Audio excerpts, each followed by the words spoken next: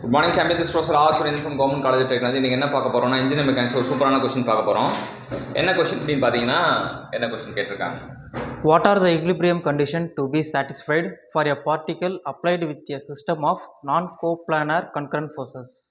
Force அப்படின்னா வந்து force வந்து தனியாக இருக்க வச்சு இது பண்ணுவாங்க. சிஸ்டம் ஆஃப் ஃபோர்ஸஸ் தான் சொல்லுவாங்க. சிஸ்டம் ஆஃப் ஃபோர்ஸஸ்னா கூட்டமாக இருக்காங்கன்னு அர்த்தம். சிஸ்டம் ஆஃப் ஃபோர்ஸ் என்ன அர்த்தம்? கூட்டமாக இருக்காங்க அப்படின்றாங்க. அந்த ஃபோர்ஸஸும் வந்து இங்கே என்ன கொடுக்குறாங்கன்னா நான் கோப்ளானர் கன்கரண்ட் ஃபோர்ஸஸ் அப்படின்றாங்க.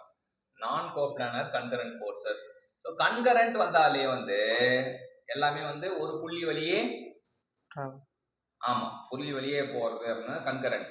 ஸோ அதான் வந்து கன்கரண்ட்ற வார்த்தைக்கு ஒரு புள்ளி வழியே போகுது அப்படின்றது தான் புரிஞ்சுக்கணும். ஸோ ஒரு புள்ளி வழியே போகும்போது என்ன வராது? மூமெண்ட் வராது. ஸோ வந்து எங்கெல்லாம் மூமெண்ட் இருக்கோ அதெல்லாம் எல்லாத்தையுமே இது பண்ணிடலாம். Option B cancel, B cancel ஆகிடும், சி கேன்சல் ஆகிடும். அப்போ equilibrium condition for satisfy for a பார்ட்டிகல்ன்றத வரும்போது particle applied with system of non coplanar பார்ட்டிகல்ன்றப்ப 3 டைமென்ஷனலாக வந்து இதுவாகும்போது அப்போ வந்து ஏவா டியான்றப்ப D is the right answer. D என்ன சொல்றாங்க?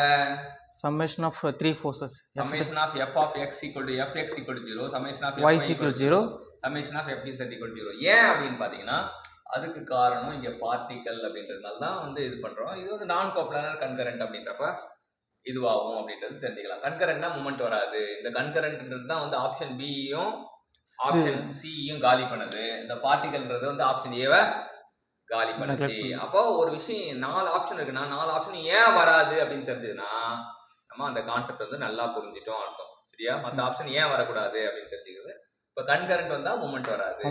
Particles A option. அப்போ ஏ ஆப்ஷன் கேன்சல் ஆகிடும். இப்போ நம்ம 3 டைம்ஸும் அப்ரோச் பண்றோம். இப்போ இது வேற மாதிரி எப்படி கேள்வி கேட்கலாம்? எப்பவுமே ஒரு கேள்வி கத்துக்கிட்ட பிறகு கேள்விக்கு மாற்று கேள்வி என்ன அப்படின்றத பார்க்கணும். கேள்விக்கு மாற்று கேள்வி என்ன? இப்ப நான் கோப்ளானர் நான் கன்கரண்ட் அப்படின்னு வந்தா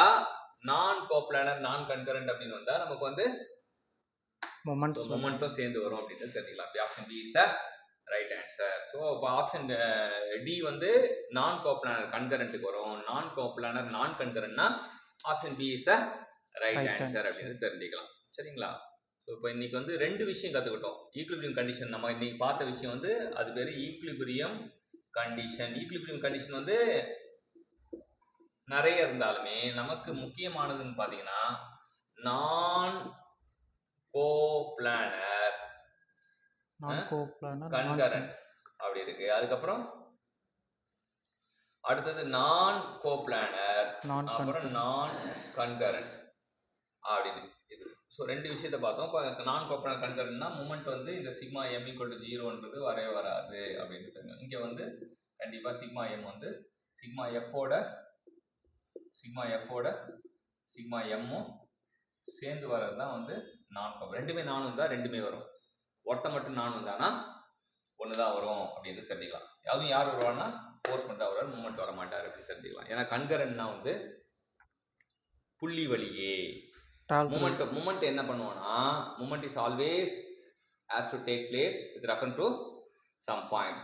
ஒரு புள்ளியை ரெஃபரன்ஸாக வச்சு தான் மூமெண்ட் எடுக்கிறனால மூமெண்ட் சம்மந்தமாக புள்ளி சம்மந்தமாக ஒன்று. அப்போ புள்ளிக்கு தொடர்புடைய வந்து மூமெண்ட் ஒருத்தர் இருக்கான், புள்ளிக்கு தொடர்புடைய வந்து கன்கரண்ட் ஒருத்தர் இருக்கான். ஸோ கன்கரண்ட் அப்படின்னா மூமெண்ட் வராதுன்னு தெரிஞ்சுக்கணும். ஸோ இன்றைக்கி என்ன தெரிஞ்சுக்கிட்டோம் அப்படின்னா ஈக்குலிபிரியம் கண்டிஷன் பற்றி தெரிஞ்சுக்கிட்டோம். கற்றுக் கொடுத்த வீர விஜய்க்கு தேங்க்யூ சொல்லுவோம். தேங்க்யூ.